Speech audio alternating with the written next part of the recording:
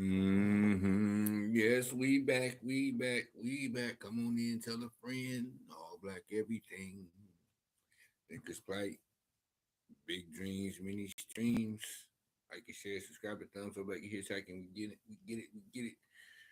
Thank y'all for checking us out. We're back again when the world was black again. Reminiscent. Remind yourself, sleeping giant, wake up. It's time. Yeah, they don't lie to you. Now it's up to you to teach yourself. Here we go. It's a little booster. This is a little help. Do your own research though. When the world was black. Part one. We got part two too. And we gonna continue. It says, whatever the case, he'll also learn that his ancestors found solidarity with the Africans who came to their continent and together they resisted the Europeans who raped and oppressed them. Thus, his black blood is something to be proud of. Talk about the mind and the Aztec.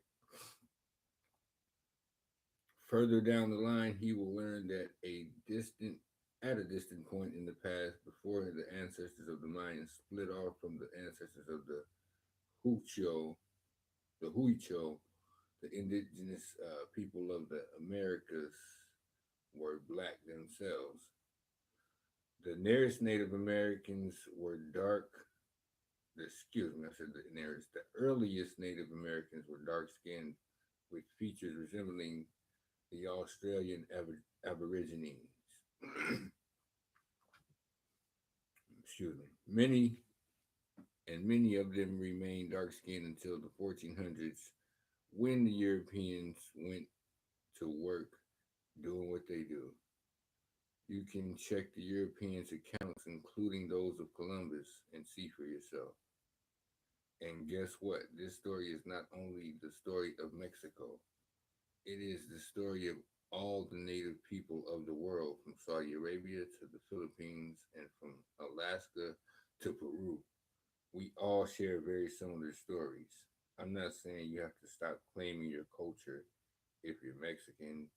Just ask yourself, what were you before you were Mexican? That's a topic I explore a little deeper in La Brega.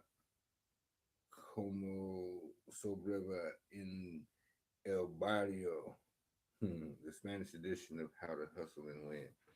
For example, you might learn that pork came from the Spaniards and is not an indigenous food. You may want to learn a little Nahatu or Hucho because Spanish is not an indigenous language. And you may want to reconsider that white Jesus and Mary that were used to strip your people of their beloved ancestral traditions. But to be fair, at least many of the people of Latin America have made Christ and Mary black, which is more than we can say for some other members of the black diaspora. Crazy, man. Even after doing all that, the most important realization is to see that the original people of the planet are all one. If we allow our geographic and linguistic distinctions, as rich as that heritage may be, to cause us to think we are all different, we're in trouble, no doubt. Understand that. Fuck all of the lines and the borders and all the separation. Here we go. Excuse me. Yeah, I got some throat. Woo. Let me get this water real quick. Let me hit this water real quick. Excuse me, y'all. Hmm. All right, here we go. In New Guinea, the reason why there are 600 languages is because the people are at war. When two groups stop fighting and come together, they end up merging their languages. But when two groups cannot stop fighting, either over limited resources or because an outsider egged on the rivalry. They don't just develop distinct languages and nationalities or tribes, but they also develop cultural traditions where they degenerate or put down the people of the opposing group. Sound familiar? Sound familiar? Mm.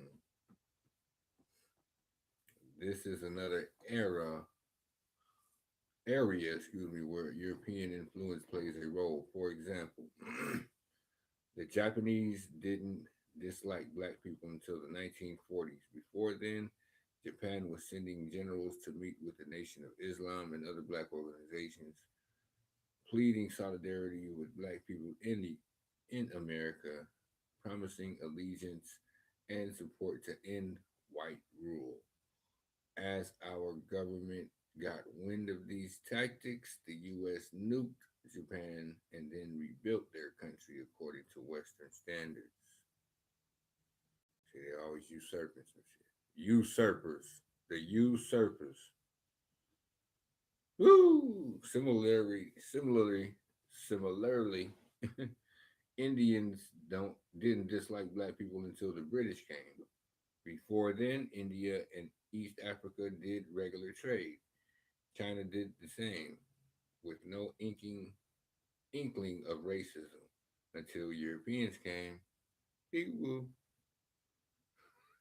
the, the earliest Arabs were almost indistinguishable from Africans. Excuse me. But Islam in Arabia became Aryanized following the Iranian Abbasid revolution of 750. Racism in Islam soon became endemic. You better do some research, see who did it, and why. Everyone is not your friend. Matter of fact, you ain't got no friends. God damn it. You better understand it. When the world was black and teach us a few things, stop them Jews, you gotta pick it up. If you don't, hey, peace and love. All black everything. Think it's plight. Big things, many streams. Thank you for checking this out. Like, share, subscribe, thumbs up like you're hitchhiking on this. Yo. Mm-hmm. Mm-hmm. Peace.